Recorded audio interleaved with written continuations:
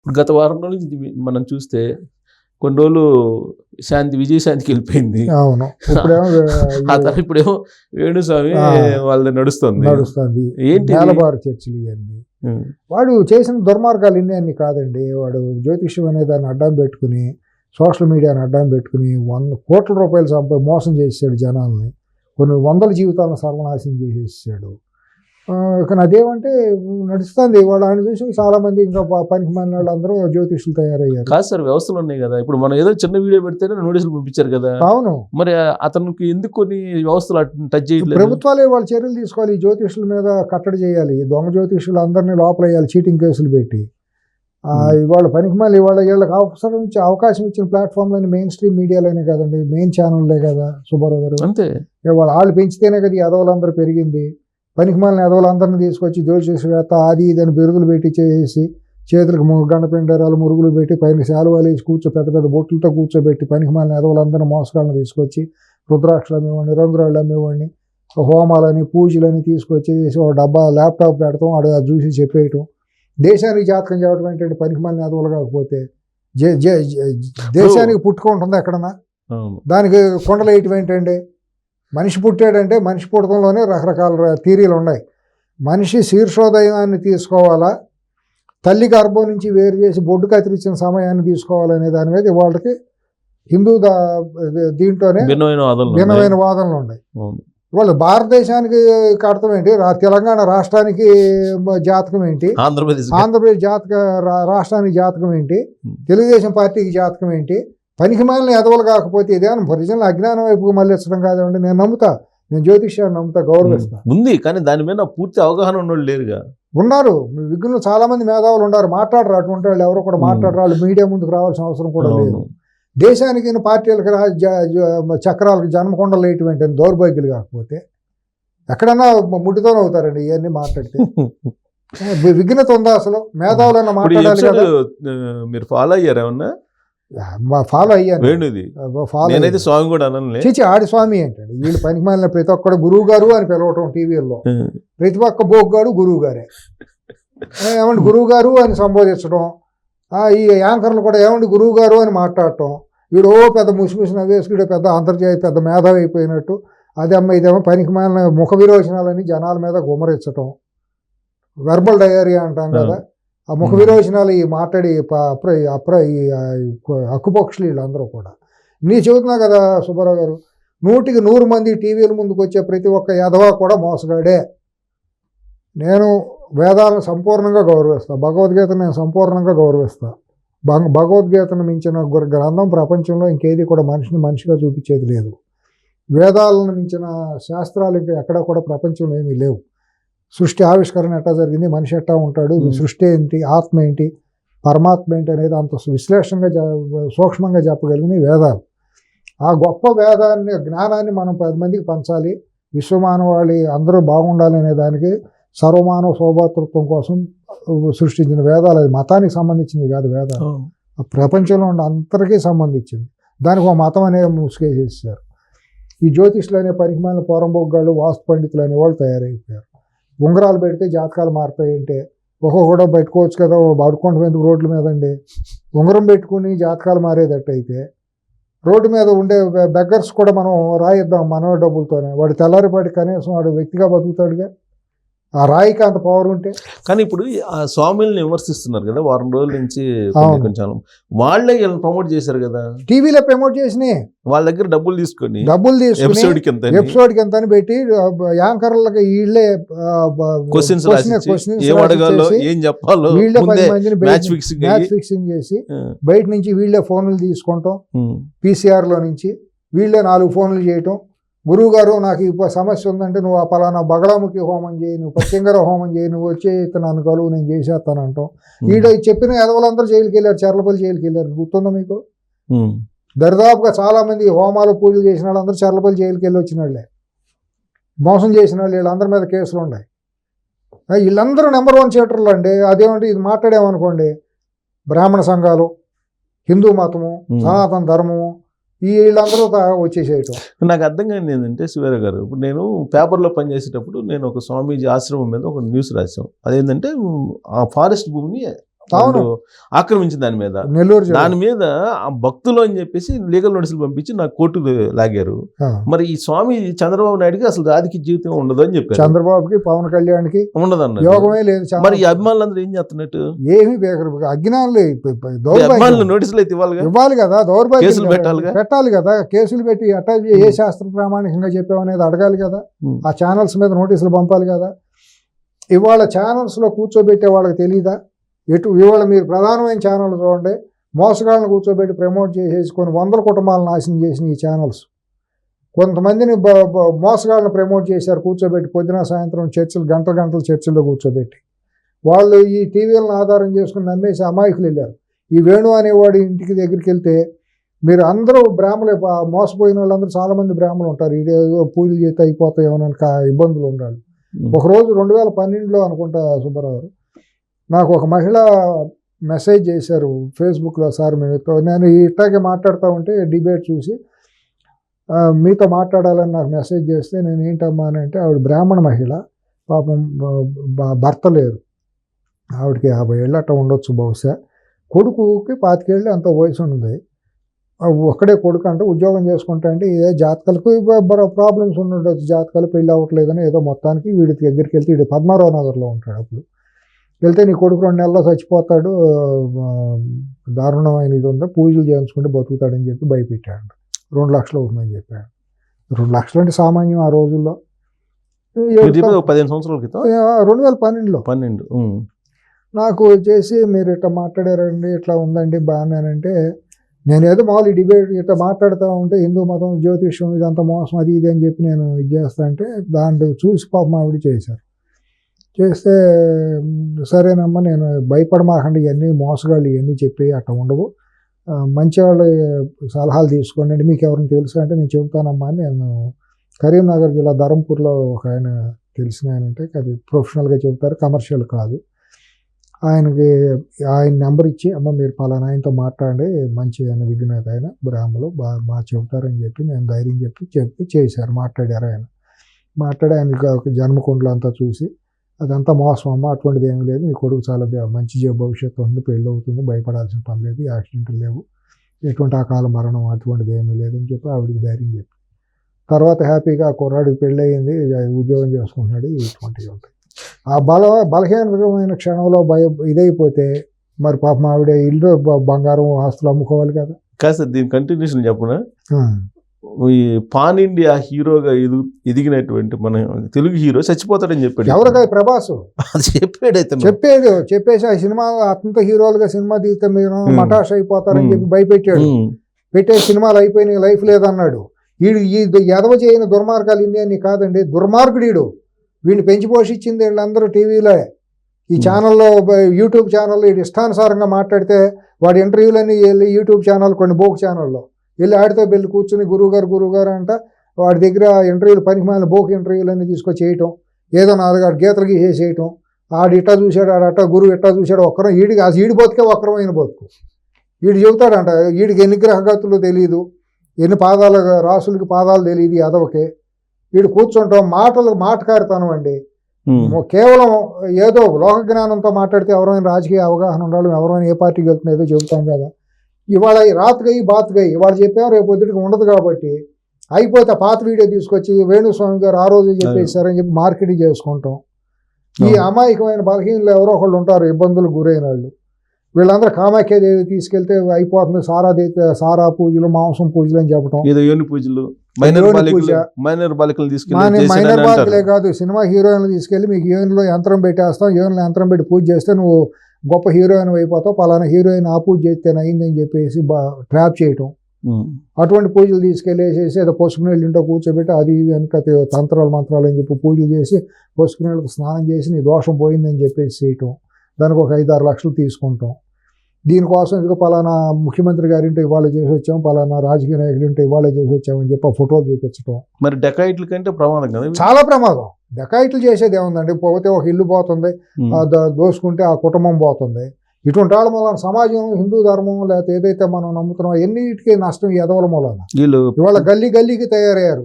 వీళ్ళని ఏమైనా ప్రశ్నించామనుకోండి కుల సంఘాల పేర్లు పెడతారు. కుల సంఘాలకేనో మోసానికి సంబంధం ఏంటి అసలు? మాటర్స్కి వాళ్ళు బ్రాహ్మణ సంఘాల పేరు ఎత్తారు. ఇవాళ ఆయన TV5 మూర్తి గురించి మాట్లాడాడు, ఆయన బ్రాహ్మడేగా. ఇవాళ వీడి చేతిలో మోసపోయిన వాళ్ళు బ్రాహ్మణులు లేరా? కుల సంఘాలు వచ్చి కాపాడుతాయా? పోనీ రెడ్డి సంఘాలు, కమ్మ సంఘాలు, ఇతర కులాలు ఉన్నాయి కదా, వీళ్ళ చేతిలో మోసపోయిన వాళ్ళు ఆ కుల సంఘాలు వచ్చి మరి కాపాడమనండి.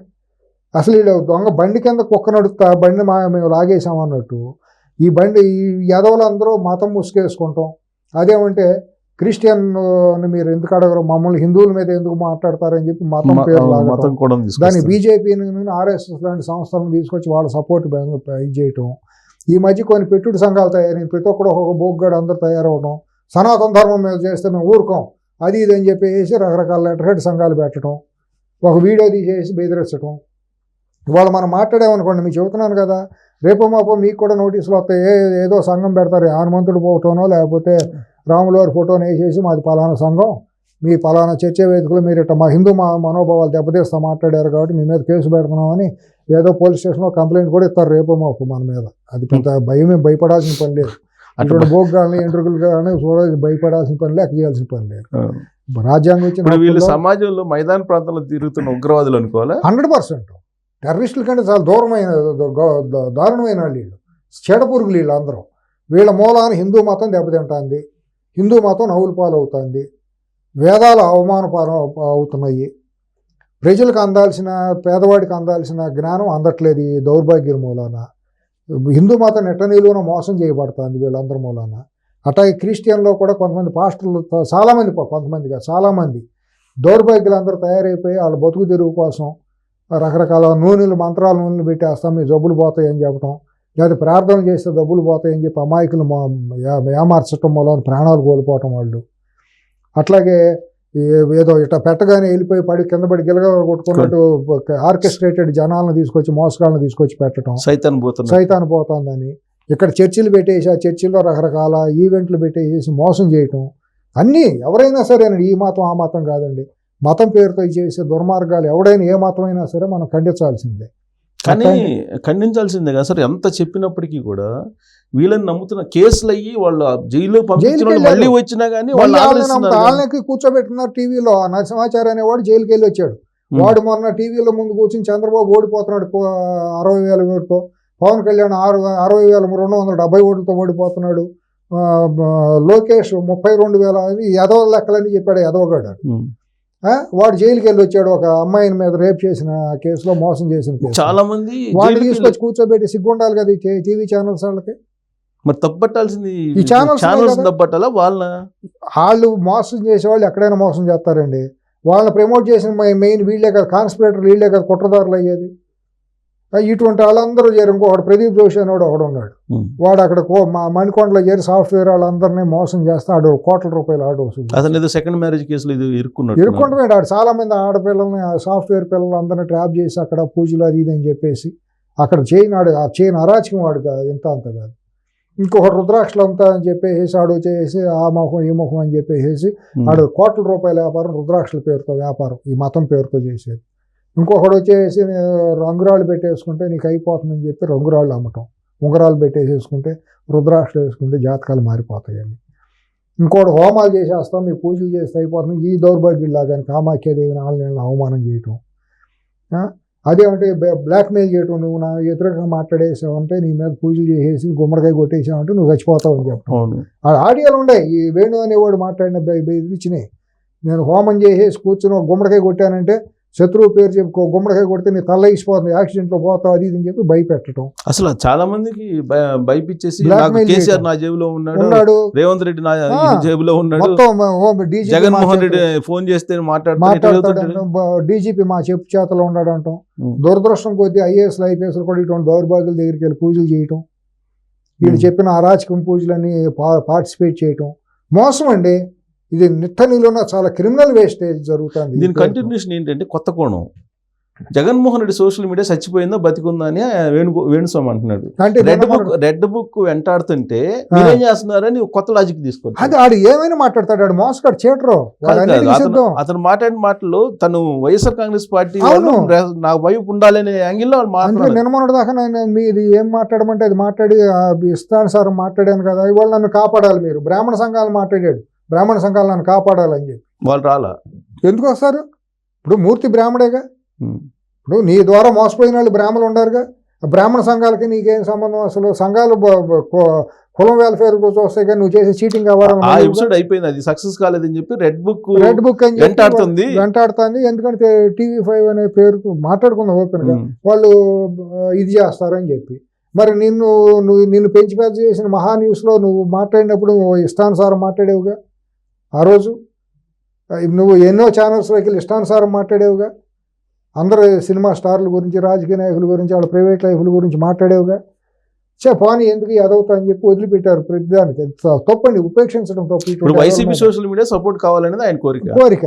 ఈయన బయట వేయాలి, లేకపోతే నేను చచ్చిపోతానని చెప్పి ఆత్మహత్య చేసుకుంటాను. ఇంకోటి ఆడి పెళ్ళా మాట్లాడుతుంది, మేము వీడియోలు చేసుకుంటామండి, వీడియోలు చూసి మమ్మల్ని మా దగ్గరికి రమ్మన్నావా, ఎందుకు మేము చూడమన్నావా, మీరు చూస్తున్నారు, చూసి వస్తున్నారు, నా భర్తను ఎందుకు తీసుకెళ్ళి పిలిచారు మీరు చర్చిలకి, మీరు చర్చలు చేసినప్పుడు తెలియదా నా భర్త పనికి మాలినాడని, అది మా తప్ప అని చెప్పి ఒక లాజికల్గా తీసుకురావటం. మోసగాళ్ళకి లాజిక్ ఎక్కువ ఉంటుందండి. మోసగాళ్ళకి అమాయకులుగా అయితే ఇదో నమ్ముతారు, కానీ మోసగాళ్ళు అన్నిటికీ ప్లాన్లు ఉంటాయి అన్నమాట. ఈ జ్యోతిష్యం చెప్పేవాళ్ళు 100కి 100 మంది మోసగాళ్ళే. టీవీల ద్వారా బయటకు వచ్చేవాళ్ళు ఎవడన్నా కానీ ఉన్నాయి, అన్ని ప్రధాన ఛానల్లో కూడా. ఇప్పుడు నాకు విచిత్రం ఏంటంటే ఇన్ని మోసాలు జరిగినా అతని మీద ఇంతవరకు ఒక కేసు కానీ అతను జైలుకి పంపించు కానీ జరగలేదు. ఎంతమంది మోసపోయిన వాళ్ళు ఉన్నారు కదా, ఒక్క కేసు పెట్టవచ్చు కదా. ఆడు చెప్పని పేర్లు లేవు. DK శివకుమార్ పేరు వాడాడు, చంద్రబాబు పేరు వాడాడు. మీకు తెలుసో లేదు, 2019-18 మధ్యలో వీడు చంద్రబాబు తరఫున పూజలు చేశానని చెప్పి అక్కడికి వెళ్ళి మేము భూమి బాగుమని 4 నీళ్ళు జిమ్ వచ్చాడు. మరి గెలవాలిగా చంద్రబాబు, మళ్ళీ జగనే గెలుస్తాడని నేను ముందే చెప్పానని చెప్పి మార్కెట్ చేసుకున్నాడు. ఈ సెఫాలజిస్టులు, స్ట్రాటజిస్టులు ఉన్నారు కదండి. ఇది మీకు 1500 సంవత్సరాల క్రితం వెళ్తే కాకతీయ సామ్రాజ్యంలో ముసునూరు కాపాయ నాయకుడు, ప్రోలయ నాయకుడి దగ్గర నుంచి మీకు ఇది ఉంది. మీకు ముందుకెళ్తే చరిత్రను చూస్తే ఆయన వార్ చేయటంలో కూడా ఇది ఒక స్ట్రాటజీ. ఈ సోది చెప్పిన వాళ్ళని అప్పుడు కోయ దొరలు వీళ్ళందరూ ఉంటారు కదా, కోయ ప్రశ్న పూర్వం రోజుల్లో ఆటవిక పాలనలో వాళ్ళ ద్వారా కూడా సైకలాజికల్ వార్ జరిపేవాడు. ఇప్పుడు తెలంగాణలో కూడా అదే జరిగింది మీకు ఇలాంటి వాళ్ళ ద్వారా. మీకు 2014 నుంచి కూడా ఈ కేసీఆర్ ఉపయోగించిన స్ట్రాటజీలు ఇవే. ఈ జ్యోతిష్యుల్ని, బ్రాహ్మణుల్ని వీళ్ళని వాడుకుని పూజలు అవన్నీ, హోమాలు అవన్నీ, యాగం అని చెప్పేసి ఒక సైకలాజికల్ వార్ తీసుకొచ్చి కొన్ని వర్గాలని దగ్గరికి చేసుకుని వాళ్ళ ద్వారా గొప్పవాడు, ఇంద్రుడు, చంద్రుడు, అసలు మహారాజు పోషకుడు అని చెప్పి తెలుగు భాష ప్రపంచ స్థాయి మీటింగ్లు అని చెప్పి వాళ్ళతో సన్మానాలు చేయించుకుని ఈ పొగడతలో కీర్తులు, గండపెండారాలు దొగడికి చేసి ఇది ఒక రకమైన వారు. సో ఆధ్యాత్మిక దాడి, అనుకూలమైన దాడి. ఆ స్వామిని, ఈ స్వామిని, పనికిమాలిన స్వాములు అందరిని తీసుకొచ్చి నిద్ర లేస్తే కేసీఆర్ సీఎం చచ్చిపోయేదాకా అని చెప్పటం, కొడుకు అయిపోతాడు, మనవడు అయిపోతాడు అని చెప్పటం, ఆ కుటుంబాన్ని ఆశ్రయించేసి బోగ్గాళ్ళు అందరూ బతికేయటం. ఇప్పుడు అక్కడ వచ్చేటప్పుడు ఆయన క్రిస్టియన్, ఈయనేమో జగన్మోహన్ రెడ్డికి బ్రహ్మాండ సపోర్ట్. మరి అక్కడ ఒకడు ఉన్నాడు కదా విశాఖపట్నం దొంగ స్వామి, వాడు పెంచి పెద్ద చేసి ముద్దులు పెట్టేసి ఆలింగనం చేసుకుని ముద్దులు పెట్టేసి జీవితాంతం నువ్వే నీ మూలాన్ని హిందూ ధర్మ రక్షణ జరుగుతుందని చెప్పి ఆడో బోగ్గాడు, ఆడో చీటరు. వీళ్ళందరూ ఇవాళ తెలుగు రాష్ట్రాల్లోనండి ఆధ్యాత్మికవేత్తలు లేరని కాదు, చాలా గొప్ప మహనీయులు ఉన్నారు. కుర్తాళం పీఠాధిపతి ఉన్నారు. ఆయన ఈ ప్రచారానికి ఈయనకు వచ్చేవారు కాదు, ఆయన చాలా రారు. ఇప్పుడు ఆయన కమలానంద భారతీ స్వామి ఉన్నారు, ఆయన ఇటువంటి అన్నిటికీ అతీతం. ఆయన ఏదో మతం ప్రచారం ఆయన చేసుకుంటారు కానీ ఇటువంటి మోసాలు గేసాలు ఆయన ఇది లేదు. అలాగే ఇంకా కొన్ని పీఠాలు చిన్నజీఎస్వామి కేసీఆర్ కి, జగన్మోహన్ రెడ్డికి మాట్లాడటానికి కూడా కంపరవండి. వీళ్ళ పేర్లు ఎత్తాలని ఒక వీళ్ళ ఆధ్యాత్మికత ఏం లేదు. బ్లాక్ మెయిలర్లు అండి. తిరుమలలో 1000 కాళ్ళ మండపం విషయంలో ఎంత బ్లాక్ మెయిల్ చేశాడండి చంద్రబాబు నాయుడిని. జీరో. దురదృష్టం ఏంటంటే మళ్ళీ ఆయన చంద్రబాబు గారు ఆయన దగ్గరికి వెళ్తాం, జీర్ణించుకోలేని విషయాలు ఇవన్నీ కూడా ఇప్పుడు కూడా లేటెస్ట్ గా కూడా దురదృష్టం. ఇవన్నీ కూడా వాళ్ళు బ్లాక్ మెయిలర్లో వాళ్ళ ఆధ్యాత్మికత ఏమాత్రం లేదు అసలు. వాళ్ళు వివక్షత, నిలువున వివక్షత. జగన్మోహన్ రెడ్డి పక్షాన ఒక టీం ఉండేదండి, శ్రీరెడ్డి, వేణు, వీళ్ళందరూ ఇదే బ్యాచ్. స్వరూపానంద. మీరు కరెక్ట్ పోలిగా శ్రీరెడ్డికి వీళ్ళకి తేడా లేదు. నేను ఇంకో మాట చెప్పను, అదేంటో వీళ్ళందరూ మోసగాళ్ళ కంటే జానుడి పొట్ట కోసం తన దేహాన్ని నిజాయితీగా అమ్ముకుని వ్యభిచారం చేసేవాళ్ళు ఉంటారు. పోలీసులు వెళ్ళిపోయి ఆ వ్యభిచార గృహాల మీద దాడులు చేసి వాళ్ళని అరెస్ట్ చేసి హింస పెడతారు, కానీ చాలా తప్పు చేస్తున్నారు పోలీసులు. అటువంటి చట్టాలు వీళ్ళ మీద ఎందుకు ఉపయోగించరు? వీళ్ళు చేసేది మోసమే కదా, అంతకంటే దారుణమైన మోసం జరుగుతుంది కదా. వాళ్ళ హానెస్టీ ఉంది వ్యభిచారిలో, ఈ దౌర్భాగ్యంలో హానెస్టీ లేదు, ఏం లేదు, నిలువెల్ల మోసమే. వీళ్ళ దగ్గరికి వెళ్ళి కాళ్ళ నమస్కారాలు పెట్టే కంటే కూడా పాపం ఇది, వీళ్ళకి నమస్కారం పెట్టడం పాపం. ఇటువంటి స్వామీజీలకి జ్యోతిష్యులకి ఒక వేసి కాలుగడి నెత్తి మీద నీళ్లు చెమ్ముకుంటే మన పాపాలు పోతాయి. నేను ఈ అదవుల కంటే ఒక వేసిని చాలా గౌరవిస్తా, ఆ వేసిలో ఉన్న హానెస్టీని నేను చాలా గౌరవిస్తా. ఆ తల్లి మా సృష్టికి అంతా మనం అమ్మవారిని పూజిస్తామో, ఆ వేసి కూడా తన పవిత్రమైన దేహాన్ని తన జానుడి పొట్ట నింపుకోవడం కోసం, తన పిల్లల కడుపు నింపడం కోసం తన దేహాన్ని త్యాగం చేస్తుందండి. గొప్ప మహిళామూర్తి కింద లెక్కండి వేశ్య. తను నిలువెల్లా పుండై ఒకరికి పొండై, తాను కురిపై ఒకరికి పొరుపై అని ఒక అలిసిటి ప్రభాకర్ అని ఆయన కవిత్వం రాస్తారు. మహనీయురాలు ఒక వేశ్య. ఇటువంటి దౌర్భాగ్యుల దగ్గరికి వెళ్ళి కాళ్ళ నమస్కారం పెడతాం మహాపాపం. ఇటువంటి దౌర్భాగ్యులు గురువు గారు అని పిలవడం అపవిత్రం.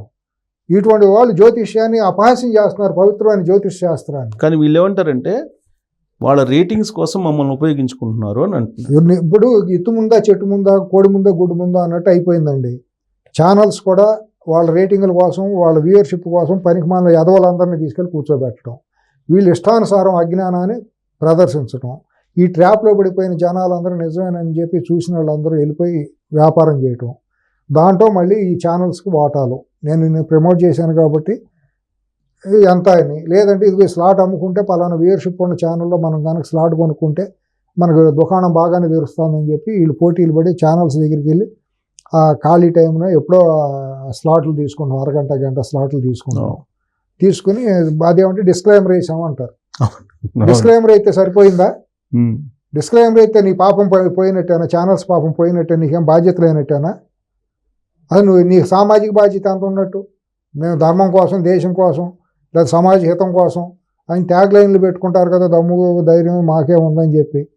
ఉన్నప్పుడు మరి బాధ్యత కూడా ఉండాలి, సామాజిక బాధ్యత కూడా ఉండాలి. ఇది చేసేది తప్పు, దీని మూలాన సమాజానికి నష్టం జరుగుతుంది, ఇటువంటి ఎదవలకు మనం ప్లాట్ఫామ్ ఇవ్వకూడదు అనేది ఈ మెయిన్ ఛానల్స్కి మేనేజ్మెంట్కి వద్దా, బుద్ధి వద్దా? దానికి సీఈఓలకు బుద్ధి జ్ఞానం వద్దా? మనం చేస్తున్న తప్పు, ఇది చేయకూడదనే బాధ్యత, సామాజిక ఇంగిత జ్ఞానం వాళ్ళకి వద్దా? ప్రభుత్వాలకు చర్య తీసుకోవాల్సిన బాధ్యత ప్రభుత్వాల మీద సుమోటోగా తీసుకోవాలి.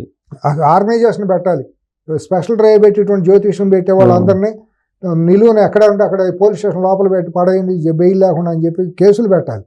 ఈ పనిమాలని ఈ ప్రభుత్వాలన్నీ కూడా కడుపు నింపుకుంటాని కోసం చేసే వేసే వృత్తిని నమ్ముకునే ఆ మహిళల మీద, అబాయికి లేని మహిళల మీద చూపిస్తున్నారు. ఆ మధ్య ఏపీలో అనుకుంటే ఎవరో డిఎస్పీ వీళ్ళని పిలిచి షాపులు ఓపెనింగ్ అప్పుడు, ఇల్లు ఓపెనింగ్ అప్పుడు వీళ్ళు వస్తున్నారని చెప్పి, థర్డ్ జెండర్ హిజ్రాస్ వస్తున్నారు, వాళ్ళందరినీ పేరెడ్ పెట్టారు. అవును, మరి పెట్టాలి కదా, వీళ్ళు అటువంటి వాళ్ళేనండి. ఇప్పుడు వాళ్ళు పెళ్లిళ్ళు గృహప్రవేశాలు అయితే దళాలుగా వచ్చేసి మోసం చేస్తున్నారు, బ్లాక్ మెయిల్ చేస్తున్నారు. వీళ్ళు అటువంటి వాళ్ళే. వీళ్ళిద్దరికంటే కూడా వేసి ఒళ్ళమ్ముకునే వేసి చాలా పవిత్రాలు సిఎస్ గారు. ఇవాళ ప్రభుత్వాలను నేను అప్పీల్ చేసేది ఏంటంటే, వీళ్ళ మీద స్పెషల్ డ్రైవ్ పెట్టి ఎవడెవడైతే బహిరంగంగా దుకాణాలు పెట్టి బోర్డులు పెట్టి మేము జ్యోతిష్యం చెబుతాము, వాస్తు పండితులు పూజలు చేస్తాం, మీ దరిద్రం తీసేస్తాం, మీ దోషాలు నివారణ చేస్తామంటారు. వీళ్ళందరినీ తక్షణం లోపల పెట్టాలి, చర్లపల్లిలోనో రాజమండ్రి. అసలు అది కూడా కదా, లేటెస్ట్గా వేణు ఏం చెప్పాడంటే ఆంధ్రప్రదేశ్లోను తెలంగాణలో కేంద్రంలో మొత్తం మారిపోద్ది, మధ్యంతరం మొత్తం నెక్స్ట్ ఇయర్ కల్లా మొత్తం మారిపోద్ది, మళ్ళీ కేసీఆర్ సీఎం అవుతాడు, అక్కడేమో మళ్ళీ జగన్మోహన్ రెడ్డి వస్తాడని ప్రచారం చేశాడు. ఈడు బతికేంటి చూడమానండి, ఈడు దౌర్భాగ్యుడు, ఈడు జాతకం ఏంటి రేపు ఏంటి ఈడికి తెలియదు. ఈడు అంత జాతకాలు చెప్పేవాడు పెళ్ళాము, ఈడు వచ్చి నేను చచ్చిపోతాను ఏడవటం దేనికి మీడియా ముందుకు వచ్చి వీడియోలు రిలీజ్ చేయడం ఎందుకు? ఆ దోషం మీద ఆడే పూజలు చేసుకోవచ్చుగా. పోనీ ఈ మూర్తి మీద కామాఖ్యదేవికి వెళ్ళి పూజలు చేసేసి తెల్లారేపాటికి మూర్తి మనిషిని లేకుండా చేయొచ్చుగా. లేదా చంద్రబాబు ఇంటర్ కూడా ఇచ్చాడంట, ఇంటర్ కూడా ఇచ్చాడు, లేకపోతే వెళ్ళి చెప్తున్నాడు. మరి అదే ఎందుకు అసలు అవసరం లేదు, ఫోటో ఉంటేనే చేతబోళ్ళు చేస్తామంటారు కదా వీళ్ళు. మరి ఓడిపోయే చంద్రబాబును ఓడగొట్టవచ్చు కదా, పూజలు చేసి మన జగన్నే గెలిపించుకోవచ్చు కదా. కాబట్టి ఇవన్నీ కూడా మోసం అండి, పూర్తిగా మోసం. నేను శాస్త్రం ఉంది నమ్ముతాను, జ్యోతిష్యాన్ని గౌరవిస్తాను, నేను జ్యోతిష్యాన్ని త్రికరణ శుద్ధిగా నమ్ముతాను, నాకు అవగాహన కూడా ఉంది.